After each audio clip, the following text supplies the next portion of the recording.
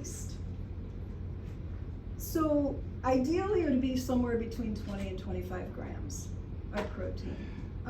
The body can only, and again, then I put down here in my notes, where did the protein come from?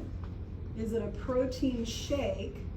Shakes are already partially broken down, not a lot of digestion. Or was it a big steak with a baked potato with sour cream on top, and now you have a lot of dense animal protein that is harder, more complex for your body to break down. So most of us know how we feel after a Thanksgiving meal when we eat in abundance and overabundance. Don't you feel like you gotta lay down and take a nap so that your body can digest that meal? Yeah. Well, that's kind of the burden you're placing on the body when you put too much protein in the stomach at one time. It takes some enzymes, it takes some hydrochloric acid to break that down. Particularly the animal proteins are a little bit heavier. So if you don't want to wear yourself out and feel fatigued having to digest the protein, and by the way, it's kind of hard for the body to get the byproducts of protein through the kidneys too. So we don't want to put a lot of burden. More is not better. Just remember that. More is not better. And then I go to, what is the person's lifestyle, all of those things. It does matter. And I'm going to just say this point there's more questions that will touch on digestion, because probably digestive issues are some of the primary things that people come to see me for. All kinds of issues: burpy, belchy, gassy, bloaty, digestion, constipation, acid reflux. So we'll talk a little bit more about that as we go through, so I'll just answer each one of these. Does body type matter when designing a meal plan? I would say absolutely yes. Things, body type, activity level, fitness goals, age. If you have a person who's sedentary, you got to take that into account. So menu planning can really be an interesting thing. I do love morphology. I think it's important to identify what a person's natural genetic makeup are. Are they more of a power person? Are they a cross-country runner? That's going to make a difference in the type and level of the exercise that these people are doing. So when you plan a menu plan, it really should be very customized to the individual. How soon should someone eat after a workout? I put within the hour. Probably there's a conversation around that with other people, but I do happen to know a really strenuous workout is going to lower your blood glucose. You've spent the blood glucose, it's going to drop. Probably a good thing to get in and support it, even if it is with a protein shake, because you want to support that blood sugar as quickly as possible. You broke the muscle down while working it out, let's put some protein back in. I put protein, fat, and fiber is usually a good thing post-workout and somewhere within the hour. I got a question on that. Yes. If you expand. Now, protein supplements. We discussed protein concentrate versus protein isolate. My understanding that protein concentrate is pretty much garbage protein. What's your feeling on that? So when you say protein supplement, should we be looking for a protein isolate with, I know you said fat, you said protein and fiber. Okay, so makes up a what good should mix. be, if we decide, if we complete a workout, we're gonna drink a protein shake and then go home and eat. Right. What should the supplement have in it? That, obviously, how do you feel about concentrate versus isolate, and what else should be in that protein shake? So I believe you're speaking just about whey specifically. Yeah, if we're doing instead of soy. Correct. If we were to drink a shake, if you feel soy is better, then steer us that way. I don't. But you do not. I do not recommend soy for Okay, anyone. so like I said, should we be looking for a protein isolate? Should we be looking for concentrate? What else should be in there? Of the whey whey protein is the most complete amino acid chain of a protein supplement. Okay. So I'm going to just say whey is also derived from dairy. Right. So in my work, I have people that are sick, but I have people that also have sensitivity to dairy. I say shake and they say, oh, my belly just rumbles and grumbles, I burp, I belch, I get constipated. I'm like, well, what's your shake? It's whey protein. I move them to a plant-based protein, no issue. Okay. So we gotta make that changes or be aware of that. Isolate, I think, would be better. Then I go into the fact that dairy, as a whole industry, has a lot of issues with growth hormones, fake estrogens. So we gotta get one that is clean or free from a lot of the hormones. Okay. So you'll see standards that are set by that, and it's worthy to go to that higher class of whey protein. I'm not saying no on whey, but I'm saying you are a known person that can digest dairy. Now let's at least get you a clean source, probably from an isolate. Right, so I get a protein isolate. I mix it with water, or you say stay away from mixing with milk? It depends on if you're gonna head home and make another meal. Okay. If this is gonna be the meal and you gotta run off for 4 hours and do something else, then I'm gonna say to put, depending if you wanna lose weight, gain weight, maintain weight, but for weight loss, I do 4 ounces of milk and the rest water. Okay. But if somebody's trying to bulk up, then they can go ahead and have the 8 ounces of the milk or the milk alternative. So do you believe, all right, so for someone, most of our situation that we're trying to put on muscle. Correct. You believe, not just for the calories and so on, you're saying isolate with milk. Is there anything else in that protein supplement we should look for? I know you said fiber and so on. Yeah. And more than likely, after drinking the protein shake, they probably will eat something within that hour as well. Then do it with water. So do it with Do it water. with water. And so with a protein shake, the reason that I do like to talk about protein shakes is because people are very busy and preparation of food takes a lot of time. A lot of people don't have it. It pitches the gap and you can literally have a protein, fiber, and maybe some healthy fat delivered in 60 seconds. And you can pitch that gap. So I do have a conversation around protein shakes often. Just remember, it is always better to eat real food. Absolutely. So I always make that point to people. This is not the magic formula that's gonna help you to lose the weight or gain the muscle or what have you. But I would probably toss in, now my criteria would be, does that shake deliver 15 or more grams of protein for less than 10 grams of carb? And I'm Yes. always looking for fiber because whether you know it or not, we're supposed to ingest about 25 to 30 grams of fiber per day. And we're fiber deficient. So fiber does hold it in the stomach longer, gives us a longer burn from that shake. So I like ones that are under 10 grams of carb, 7 or 8 grams of fiber. If fiber's not present, take a heaping tablespoon of ground flaxseed, chia seed, dial up the fiber a little bit more. What if they go home, they have the protein shake and go home and have, let's say something as simple as egg whites and then maybe some oatmeal or something like that? Yeah, And that would be okay with. Because you're probably not gonna get to that meal for almost an hour, and the shake breaks down pretty quickly. Yeah. So I would say you would still be okay with that. Okay. Yeah. That's a good clarification, because there's a lot of shakes out there. There Right. really are, and there are a lot of bad ones out there. Right, just so that's you why I know. was going with the concentrate versus the isolate. And the other piece I look at in shakes is, how does it taste? How do they make us wanna take it, right? It has to taste somewhat decent, so what kind of a sweetener are we running into here? So we just have to be aware of all that stuff. Isolates have bad sweeteners in it. Yeah, and by the way, just a little tag, NutraSweet aspartame is a no. It's a no across the board because we have 10-year studies on that now. It's a neurotoxin. So What about monk fruit? yeah, monk fruit is fine. Stevia leaf, erythritol is often, anything that ends in an OL is a sugar alcohol, and is usually, you'll see monk fruit wrapped with a little bit of erythritol. So those bad. don't give you, no, it's not bad. It does not create the need for an insulin response. Good for diabetics, good for people that want to keep their carbs low.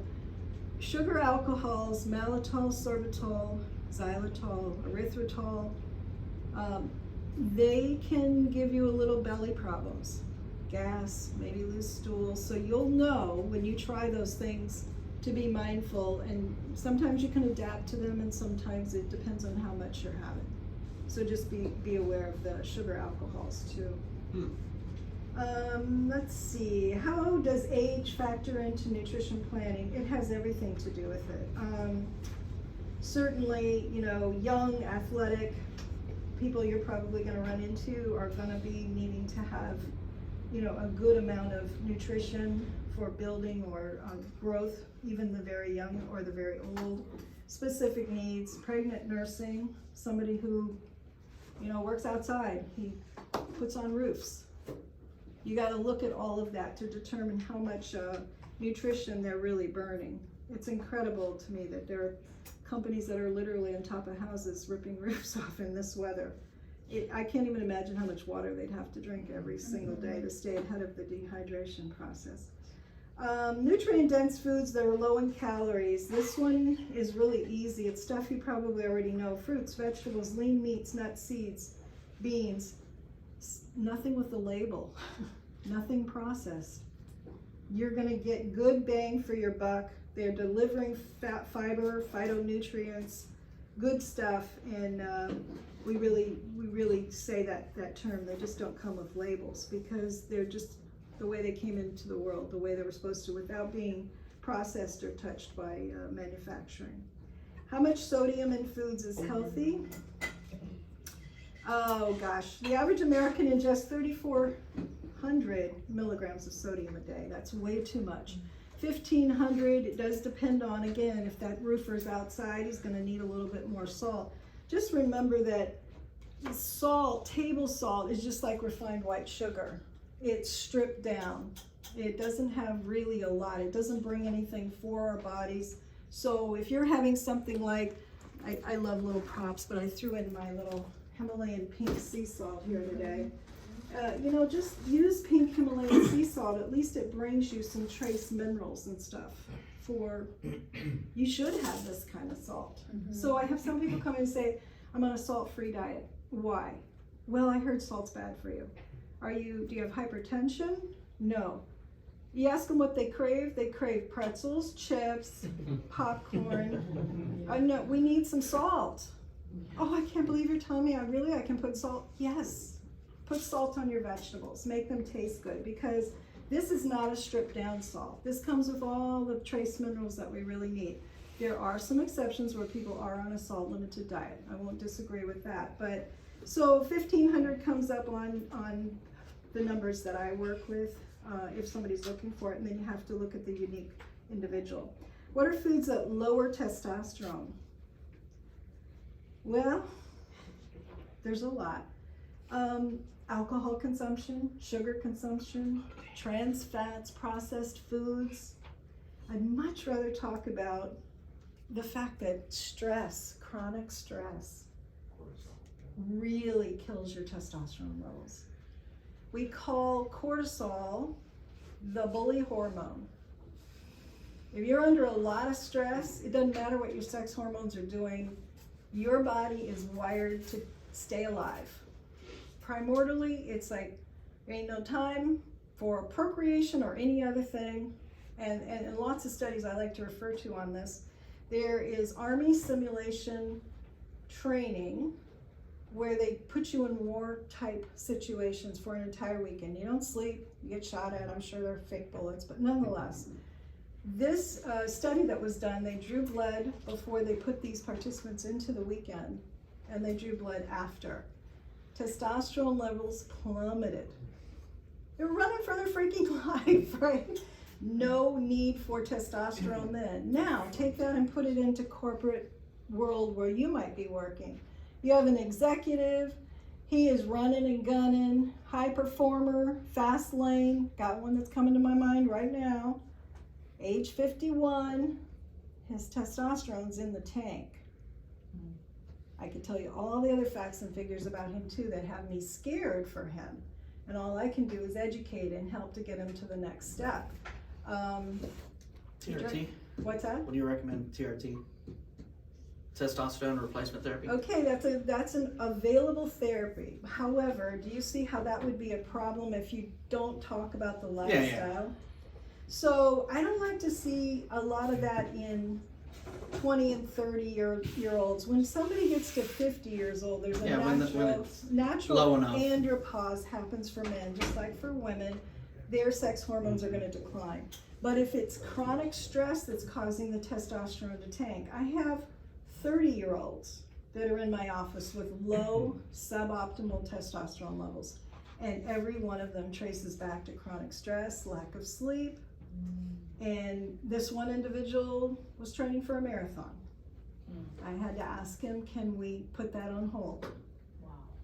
And that's hard because listen, we all feel great when we exercise, that endorphin rush, and that's the hard one, to get somebody to educate somebody to the point where they understand everything you're doing is good, but it's too much. It's too much. Here are your labs. Here's what's going on. So I do like bioidentical hormone replacement in the right situations, and doing that can really make a difference. I had an individual, young man in his 30s, got pulled into North Dakota when that whole pipeline and the oil was being drilled up there, away from his family, working around the clock, sleeping in these homes that they had rented for them. He was tanked on his testosterone.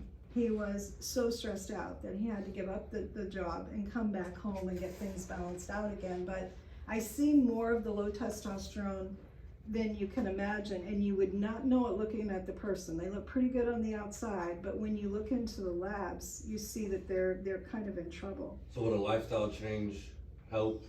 Would a lifestyle change help reproduce testosterone in that man? Yes, and the good news for all of you in this room, every male that I meet in that situation, I do recommend strength resistance rather than cardio.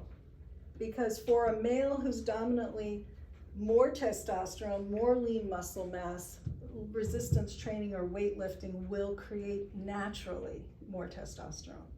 That's the good news, right? So that's a thing that you can use. I really do encourage males, hey, let's not do the marathon. Can we put the marathon on the side? I'm not saying lay on the couch, but can we dial you back to 30 minutes a day, and can some of that be strength resistance? Now the timeline that your clients were under this stress, right?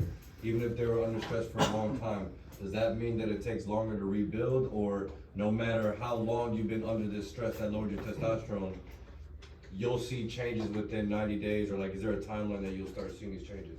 Well, it makes common sense. The longer they've been under the situation, the longer it takes their adrenals to reset and to stop being in sort of bracing for impact stress mode, right? They just have to retrain their nervous system, which is hard because when you're going that hard, your nervous system has two settings, sympathetic and parasympathetic. We're in sympathetic when we're problem solving, we're working, but somewhere in 24 hours, you need to move into, I'm done, I'm resting, parasympathetic, and then you get into deep restful sleep. So I'm asking this question because this isn't the first time that I've heard about being deployed will lower men's testosterone and being under that type of extreme environment. I'm asking this question because I'm about to go get a physical, and based on what I'm hearing you say, I can use my low testosterone as a way to let the VA know that, hey, this is the military's Stress. fault, and Well, that I it's need to get the stress, therapy it's for them. definitely stress related, for sure. We'll talk later on that.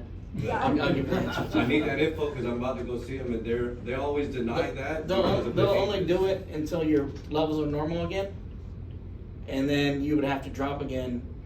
So they'll give it to you for like a month or so, and once your level's up, they cut you off. Okay. Yeah. Okay.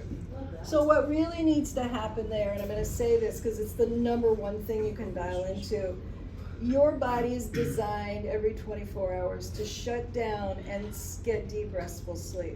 So when I get somebody who's really on an adrenal drop or they're really fatigued, if they cannot sleep more than 3 to 5 hours a night, that's where I have to start, because I need to reach for 7 to maybe even 8 hours of deep connected sleep, because your body will reset so much stuff, and that takes a period of time. It's taken upwards of a year to 18 months for some of my clients to fully recover. Jesus. Now, the problem with adrenal junkies, they're high performers when they got this adrenaline in them. And so you have to really work the behavior with them, because in 3 months, you may have them feeling so much better, they get back out in the fast lane. and they burn themselves out again. So you're always having to talk about, look, it's okay to move out into the fast lane on occasion, but you really kind of need to live either in the middle lane or in the slow lane parts of your day. You just can't go full tilt all the time because your nervous system is not made for that. It makes sense. And I see more adrenal fatigue probably than anything else in the work that I do. And what does that equal? Can't sleep, anxious, depressed, stress eat, don't move off the couch, binge on Netflix. You see the picture. Supplements that will address bloating and gas. A lot of this going on. Yes, there are some things that will really help. I really have to dive in a little deeper and talk to people because the obvious foods, we know there's certain foods. What are you eating?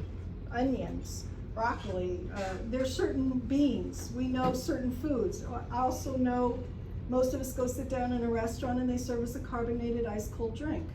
We drink one before we get the food. It's a bad recipe for good, complete digestion.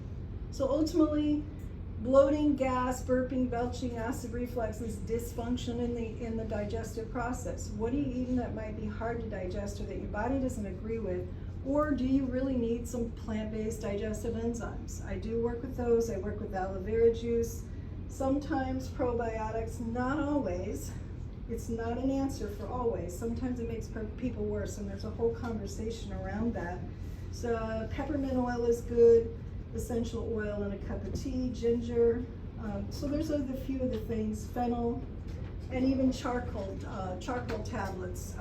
You have to take those away from food, medications or other supplements, but charcoal does absorb gas. So if you're having a person with a lot of gas pains, sometimes we can use the charcoal tablets and help get some relief while we do the deeper work or search on that. Would you ever recommend betaine HCl?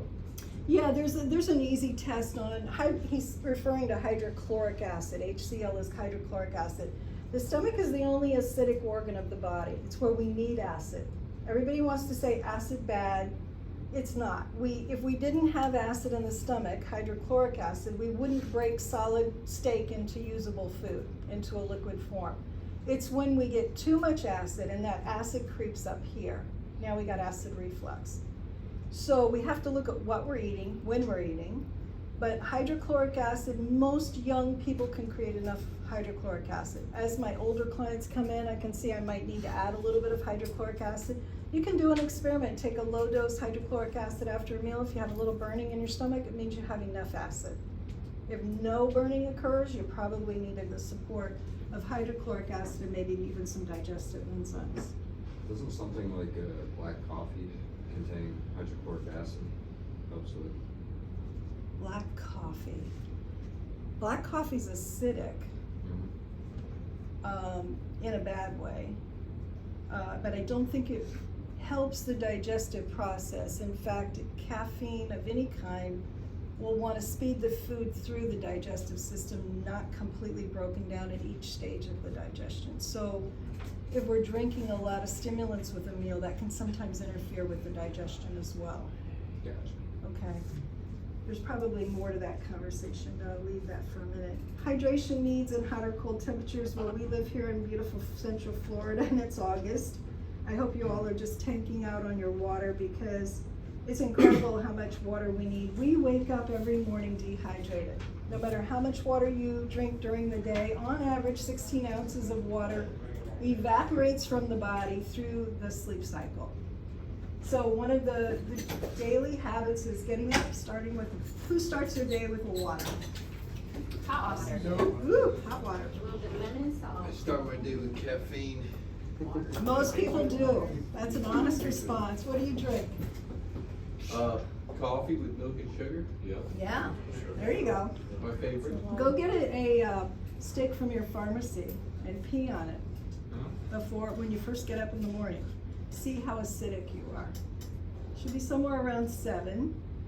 So we don't want to be too acidic. Why? Because acidity equals inflammation. So getting up, drinking 8, 10, 12 ounces of water. I always say to people, if you're drinking 8, 10, 12 ounces of coffee, just represent the water first, and then it's the every other beverage rule. Have the coffee, We can have a conversation about the sugar and the cream, whatever, and the water next. So if you're a 2-cup of coffee person, water to start the day, cup of coffee, water, and then another cup of coffee. At least we'll get better hydration going on there, if you're really needing the coffee. So I'm not anti-coffee in certain situations if we've got proper hydration going on. You know the formula probably, body weight divided by 2 is a good baseline. That's your optimal level of fluid ounces. And when I tell it to clients, sometimes they want to faint in front of me, because I wish I could come up with a little term that says this, but when I'll say, how much water are you drinking? Not as much as I should. Not as much as I should. Okay, we're gonna change that because it's a way overlooked. And really, I'm meeting people too that are like, I don't like the taste of water. Like, well, can we work on that? Or can you put a couple frozen strawberries in there, or a couple slices of cucumber? But I have people buying cases of hint water because they can't stand the taste of plain water. I'm like, knock yourself out. I mean, there's no sugar in there. But you know what? Your body can live about 40 days without food, but take your water away, you're in trouble in about 4 days, maybe less. Kind of should say something about how important water is for the body and for all the functions. Top supplements I recommend. This is a good conversation. Probably could do a whole hour on this, but yes, I do recommend supplements. Supplements means in addition to a healthy diet, not in place of. Some people, they have a cup of coffee, a donut, and a multivitamin for breakfast. Like, nope, that's not what we're doing here. So I do like supplementation. It's never gonna take the place of food, but if I go through the room and I really said, okay, how many of you get 7 to 9 hours of deep sleep? Raise your hands. Okay. How many of you get the amount of water you should have every day? Body fat divided by 2. Okay. How many of you in here are on no medications? Okay, good for you. How many of you have a low stress level in your life? Wow, I want to hang out with you guys. I want to hang out with you. You notice it's the older people? We're smarter. You guys figure it out. We ran into the wall enough times. We know it doesn't move. We are going to have to adjust ourselves.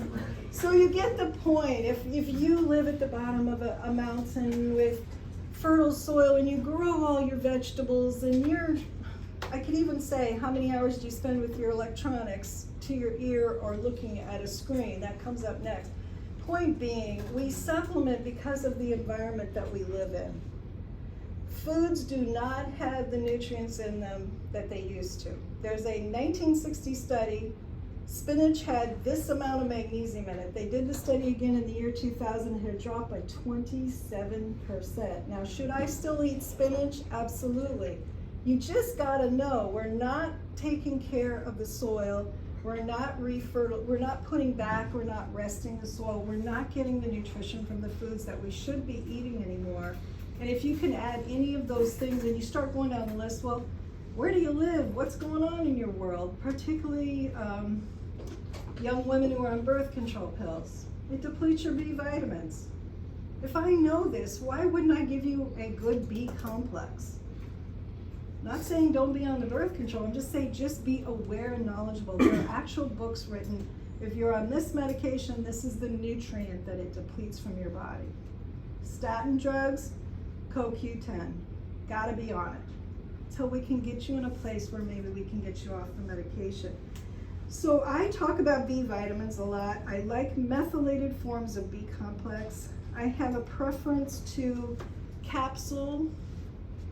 Well, the best way to get a nutrient is just to put an IV in your arm. That's probably not practical. Then we can get B12 shots. Then we can swallow tablets. Tablets have fillers, coaters, bindings so that they don't disintegrate. So I kind of tend to go towards a capsule because there's not much there to break down. In older people, I'll tell you this real quick, Centrum Silver, I like to pick on them because they're for the older population. I have friends in the x-ray industry that have given me slides of an individual who had a Centrum Silver here, and one about to depart from the body. You can still read Centrum Silver on it. Oh, wow. That's awesome. Not breaking down. Must be really healthy. My nurse friends call them bedpan bullets. Gone right through, never broke up. Sounds great. So, be a little discerning about supplementation. I'm very much a geek when it comes to supplementation. You have to first start with a good quality raw material. Then you have to know the standards of manufacturing.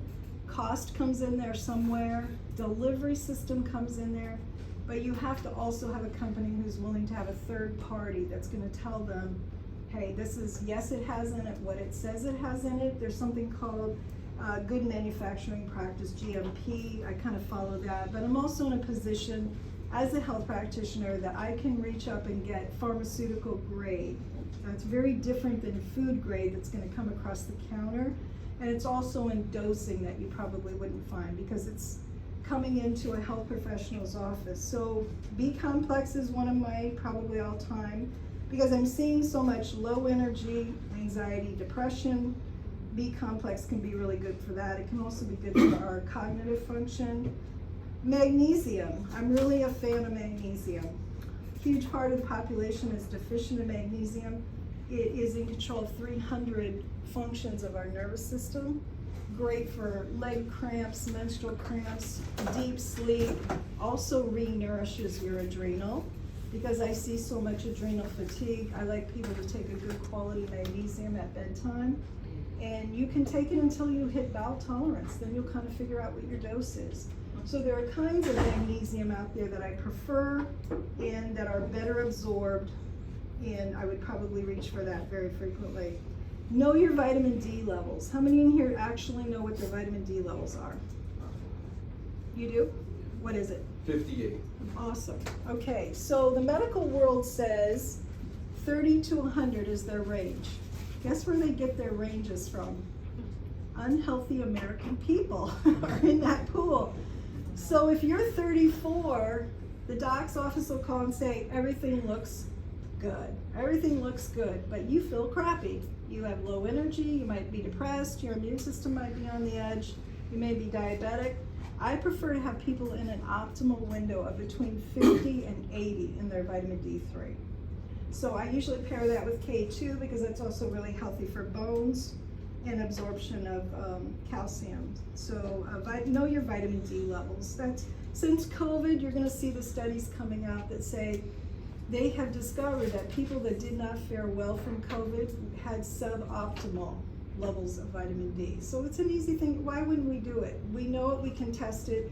I will tell you though, I'm getting pushback from the doctors on making it part of your routine labs, and that's because they're getting the squeeze from the insurance company.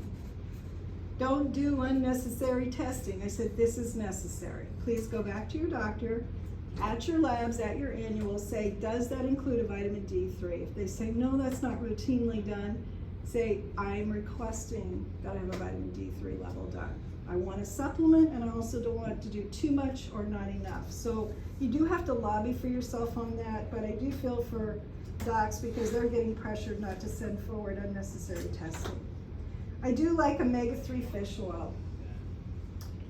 There's a saying that says your body can't make it, so you have to take it. So what are the foods that we could eat that might help us to have good omega-3s? Wild-caught salmon, walnuts, flax seeds. How many of y'all are eating? I'm eating some of this, but not every day, twice a day. So I do supplement omega-3, and you have to be very careful with fish oil because when people come in and say, I got buy one, get one at CVS, my heart sinks because fish come from a polluted ocean. You want a company that's gonna take the time and money to extract any pollutants from that fish oil, or you're in good interest and discipline buying a supplement and putting toxicity into your body. If you cut a capsule of fish oil and it stinks and has a very fishy smell, it's probably toxic. Is there a brand that what brand of omega-3 fish oil do you take? Currently, I work with Zymogen, which is a company or a manufacturer here in Orlando. It's XYOGEN, and I believe that's probably one of the better qualities. And they do a monopure form. What does that mean? I used to be the person that when I take a fish oil, by the way, take your fish oil with food. You need active digestion to really get the best out of it. But I was forever burping fish oil after I took it. I'm like, oh, this is miserable. This one I don't. But they've done a process that helps to kind of, I want to say, pre-digest or make it more friendly for the digestive tract. I have no issues with that one. And if I cut it open, there's really no smell. It's Okay. not stinky. And so there are a few things you can do to really kind of safeguard yourself on that. You said that was XYO. Zymogen, X-Y-M-O-G-E-N. Yeah, and I can get you set up if you have interest or want Yeah. more. I have doctor reference labels that I can email. I really try to educate. Please, I'll just say this, don't order your stuff from Amazon. I know it's a real temptation, but have you ever driven by a big Amazon plant? They have their doors wide open. Is it hot in Florida? Yeah. You don't know where that product has been stored, and I have now, from one of my manufacturers, has sent forward. There are actually, of course, people in the world who will take a product, use same name, same label, it does not have the same product in it. It is not worth the $5 savings. Just if you're putting it in your body, please be discerning. It's really not worth it. You really want it to be a positive, not a negative. I do like probiotics. I like adrenal support. I like antioxidants, especially for you guys in the room that are trainers. Every time you do a tough workout or something, you're creating oxidative stress on the body. That's part of the workout process. So look at things that can actually help to negate the oxidative stress in your body. Things like curcumin. I do like OPC3s. That's just a short for the oligoproanthocyanidins, which is why they call it OPC3. But that's a good category of antioxidants. I do like multivitamin, but you notice it wasn't first on my list because if someone's not feeling well, low energy, depressed, eating tons of sugar, the smidge of B complex in a multivitamin is there to just be represented, but it's not a therapeutic level that's going to make them feel better. So I will actually pull probably individual vitamins because the doses in a B complex would be higher. Overall, when they get to eating better, stress goes down, maybe a multivitamin for maintenance, but I don't put it up first. And multi-minerals I like as well, and vitamin C. So as far as like vitamin shots, like the B12 shots, you'll see it like spas or whatever, Right. or the IV therapy. Is there any that you Well, would you say not to shouldn't- do, or? You should know if you're deficient. Yeah.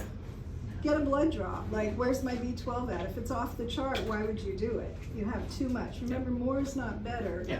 And then the reason we do B12 shots, who would do an injection if you could take a pill, is because there's something in the stomach acid that makes it very difficult for B12 to be absorbed. I would then move to a sublingual, a tablet that dissolves under the tongue, Okay. because this has a good absorption rate in the mouth. But if you're super deficient, yeah, injections, or perhaps a person whose immune system, they're getting sick, there might be a need for it, but I think there are people using it to counter their poor lifestyle or Yeah. diet. So I would just make sure that it's used appropriately, and get a lab. I mean, one time a year, you should be able to run, what's my B12 levels, then you know if you're in trouble or not, okay? Julie, I got a question. Yes.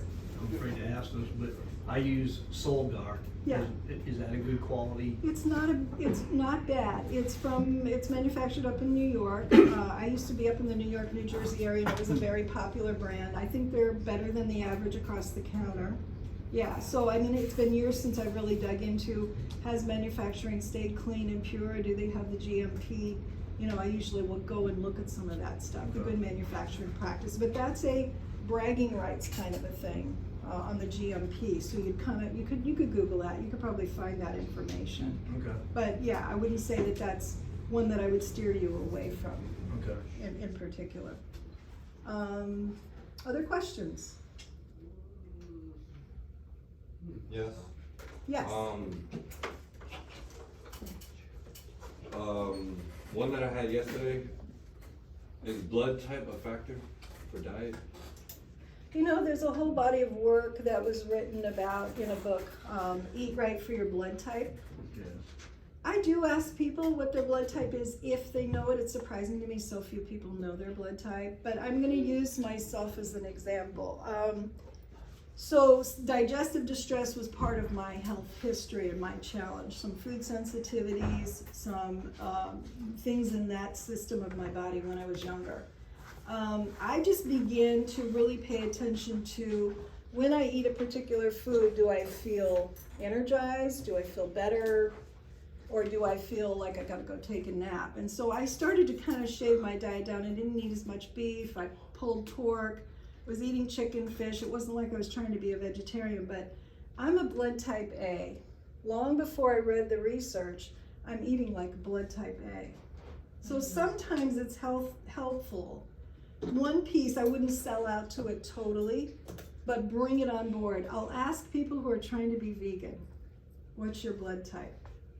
If they're a blood type O and they're craving beef and they have low B12, I'm like, you might want to think about this.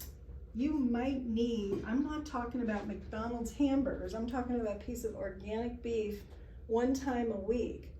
Your body is not doing well with this choice here that you're making because I'm just looking at your labs and I'm looking at the symptoms that you're presenting with. So blood type I think does come up on the table, but it's just another card. It's another player, and it's okay to know your blood type. If you don't know your blood type, people think they're gonna get typed when they go for their annual. They never type your blood. Go donate blood. They'll check your iron levels, and they have to type your blood in order to know where to dispense it in the blood bank. So you'll get a nice little reading, and I'm an A positive blood type. But I follow almost 60 to 80% of the guidelines of, hey, this is what a person's supposed to eat. I don't think it's a bad idea if you're having some digestive problems to know what your blood type is, and maybe put that piece on the table and play around with it. I think you kind of answered this next question earlier. If someone's lifestyle or the way they were always eating low calories but performing high and things like that, does their body get accustomed to that? And if so, is there a way to change it so that way they can start eating better and their metabolism rises and things like that? And how would you go about that? Yeah, that's a really good question actually, because it still amazes me what our bodies will adapt to in the end goal of keeping us alive.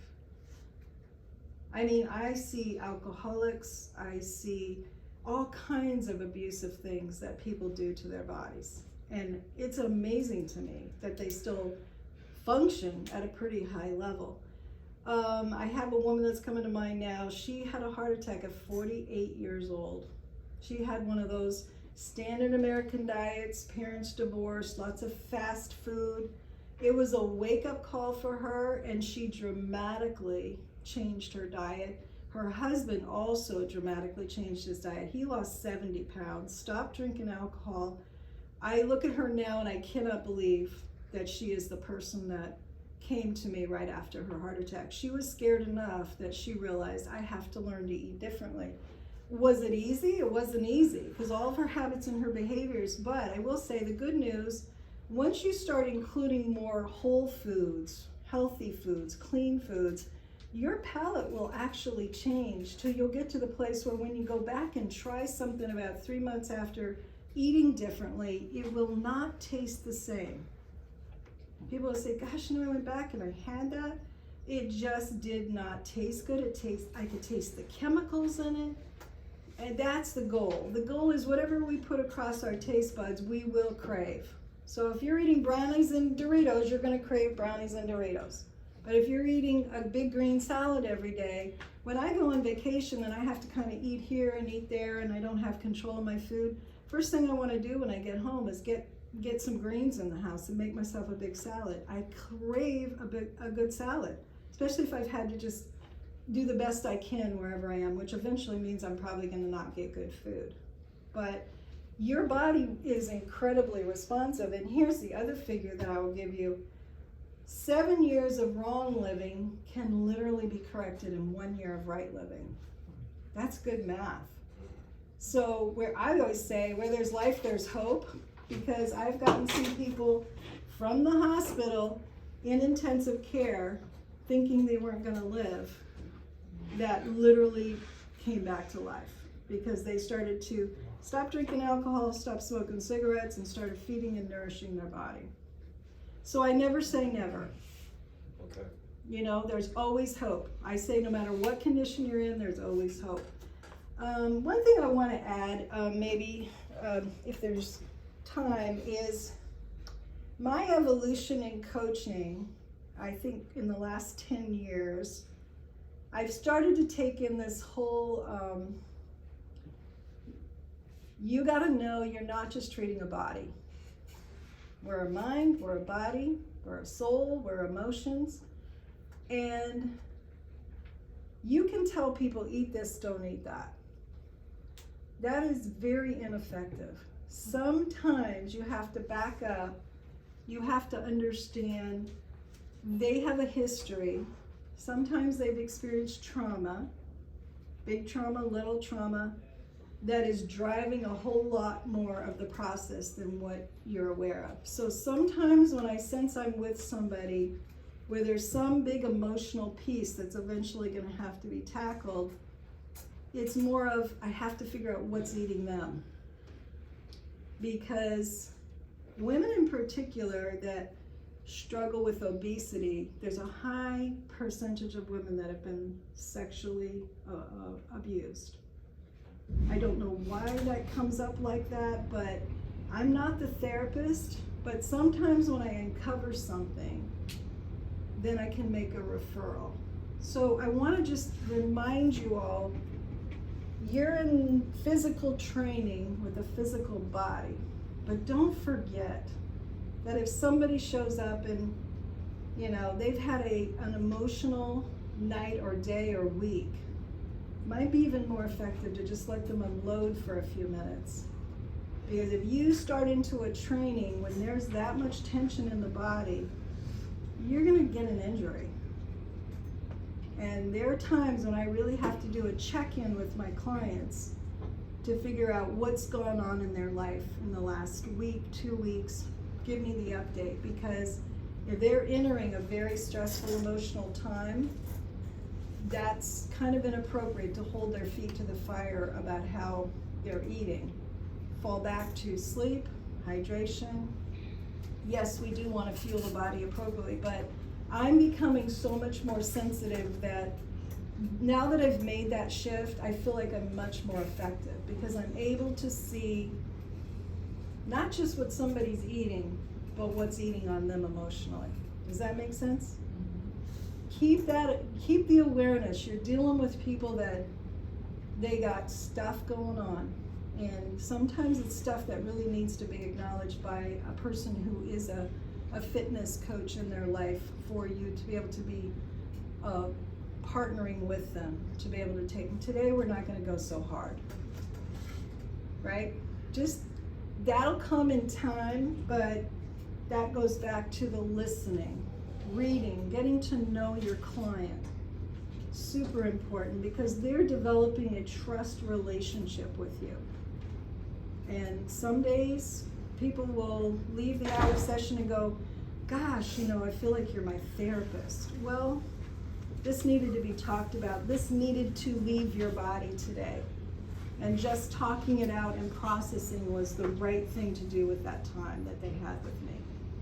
So just to bring that to your awareness, that I didn't catch that in my early days. It took time for me to get to that piece, but that's really important. I think if you're going to be a really effective fitness trainer, remember you're dealing with mind, body, soul, and spirit of a person, not just physical. It's part of the motivation. Yeah.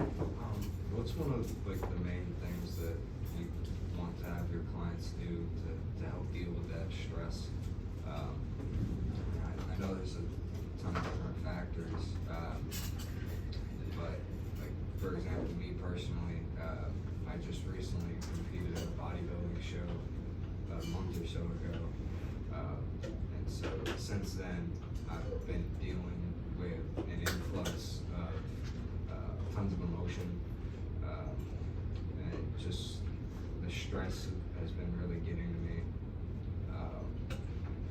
it's just been kind of hard dealing with everything, everything kind of pouring back in.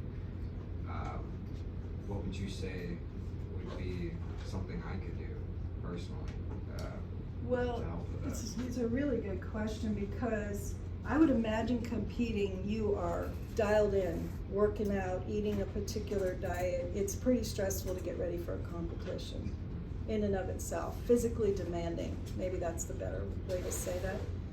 Whenever there's a big output of an event, could be even a happy event, somebody's getting married, but it's still working your emotional system, and it's a lot of output of energy. Provide for a down period where you exercise, but maybe just go out for a light run. You really have to tune into your body. I think the answer is you're tired and you're flooded with a lot of emotions. So movement of the body like that has triggered something for you, probably something emotional that's coming up now and wants to be kind of dealt with. I always build a stress management plan for every client. It's like 1 to 10, where's your stress level at? And I see more 7, 8s, 9s. I'm like, wow, you're close to the edge, because we all know we're one phone call away from being a 10, or one incident away from being a 10. I don't like being that close to the edge, because life has unpredictable things. 6s, 5s, takes that to get out of bed in the morning, right? We have to have a little bit of stress. But I don't like the crushing stress. So I think it comes down to, when I build a stress management plan, it's about what helps you to get it out of your body. Journaling is good, physical exercise in the right amount of intensity is good. Very rare that I go out and sweat for 30 minutes and come back in and don't feel better. After doing that, it actually has to get rid of excess of adrenaline that you may be flooded with. If I don't feel better after a 30-minute workout and a good sweat, it means I'm getting sick. That's how much it helps me. But I see some people over-exercising too, and then that's not beneficial. Guard your sleep. You might just be tired. Just give yourself some white space where every minute of your day is not go, go, go, go, from this to this to this to this. I even tell my professionals who are on Zoom calls all day long, can you create 10 minutes of white space? Finish that meeting in your brain, any notes that need to be made, get up, walk around, get a drink of water, go to the bathroom. We're not completing things anymore. It's all just kind of like, and I have some clients that are doing 7 and 8 Zoom calls a day. Staring at that computer is bad. Yeah. So I don't know how to personalize that for you, because I don't know the demands on you right now, but go back to your sleep. Make sure you're getting the 7 to 9 hours connected sleep. Sometimes people are just tired, and it takes energy to process that emotion and then figure out, do I need to write about it? Are there some people I need to talk to about this? But I always say things come up emotionally when they know it's time. It's time for us to maybe process something we haven't. Maybe you have to have a conversation with somebody to resolve some things that's coming up from that. Our body keeps the score on everything that's happened to us in our emotional life, and it'll get triggered at different times, and we all have something. We all have our stuff. So I would just say your body's just kind of giving you some indication. Maybe you need a little downtime to give yourself the ability to regroup from the competition. Wouldn't be a bad idea. Thank you. Yes. My question is what I can do to fight with high acid, because after eating corn and chocolate, I feel my acid is really high. What can I do with Okay, chocolate, what was the other food? corn? Corn. Yeah. Oh, I feel for you, because dark chocolate is like my kryptonite. Oh, it is my kryptonite. I always say sugar's my drug of choice, and I have to really guard it. So with acid reflux, the standard is there's a list of foods that can trigger it. It's chocolate, it's coffee, it's tomato sauce, it's citrus, like orange juice, that kind of stuff can actually make it worse. You'll have to figure out if you can move around those foods, but always eat them when you're upright in the middle of the day, not when you're about to go lie down and go to sleep. And if you can eat your meal and be done 3 hours before you go to bed, that's gonna be also better for acid reflux. But I have some, and I'll tell you a client right now I'm thinking of. She was a Harley riding, fun-loving 50-year-old woman, and she came in and we did some really great work together, and she got off of her acid reflux medication, and it was gone completely until she went partying on the weekend, and alcohol was her trigger. And I just said, now you know how much you want to play, how much you want to pay. Some things do pop up as a non-negotiable. And I hope it's never chocolate for me personally. I love dark chocolate. I eat the good stuff. I eat dark chocolate covered organic almonds nut, but sometimes I eat a half a pound if I'm really stressed out. Not a good plan. So I also have to know tomato sauce in particular would bother my stomach. It wouldn't come up as an acid problem, but my stomach would not feel well. So tomato sauce is one that I try to steer clear of. So you're naming a couple of foods there that could be problematic, and maybe if you're up moving around, acid stays down where it's supposed to. I certainly wouldn't eat that stuff late at night, and I don't. If I eat chocolate, it's not at night. That might, just be aware though, there probably may be a couple of foods that are gonna be problematic for you. Alcohol is really high on the list. It relaxes, it's a depressant, it relaxes the sphincter muscle here that's supposed to stay tight and keep the acid in your stomach. No wonder when people drink, have a glass of wine and go to bed. Not a good plan. It makes you fall asleep well, but it does all kind of other things that are not really beneficial for sleep or for digestion. So. Isn't it that your body just instantly turns it into sugar? That's why if you like were to drink a bottle of wine or something, you wake up in the middle of the night. Oh, it wrecks your sleep. The depth of your sleep, I mean, it's horrible. I know people that use a glass of wine to fall asleep, but the quality of the sleep is crap. You don't get the deep reset that goes on. And there is such a clear link between sleep and weight loss that people just overlook. They don't understand why they're not losing weight, but they're getting 6 hours of sleep a night. I'm like, just reach for 7 and get a good quality night, and without fail, the scale starts to come back down again. So you can see there's a lot of factors here that you're gonna have to be aware of. Anybody else? Yes. So how long does it usually take someone's body to get used to a caloric intake? So if you're like, say for example, on a caloric deficit, how long does it take for that person's body to get used to that and adapt to that? Like to where they're no longer in a caloric deficit at that point? Well, the body is adaptive, for sure. I think it's gonna depend on activity level, age. Your body will adapt though, and that's even why you mix up the workouts, because your body will, boom, get to the set point, and then you have to do something a little bit different to keep on going. But yeah, I wish I don't really have a definitive time frame on that. Just kind of personalized to each person, Yeah. pretty much. It's just Because as you can imagine, everybody's metabolic rate is different. Yeah. So, okay, yes. Before you leave, will you write all your information on the board so we can contact you if need be? I have cards, I would be glad for you. Please drop me an email, I would love that. Now, I had an idea, Eric, it's up to you if you wanna do this little game, but I thought it might be fun to hand out a little slip of paper and have you all put your name on it, and then take a guess on how old I am. If you get close without going over, I will give you a 90-minute personal session, either by phone or in person. Would you So like? you do over the phone? 26. Yeah, we can. Okay. I'll pass these around if anybody wants to take That's one. fine. Okay, and. How much do you normally charge for a session? Okay, the 90-minute session is $125. And I would like to add a second number to that because I just had this taken this week. My metabolic age, the age of the cells is different than the biological age. depending on the lifestyle that you have lived. Now, you obviously want to be no more than the age that you are on your driver's license. But every year that you are younger says it's a positive, right?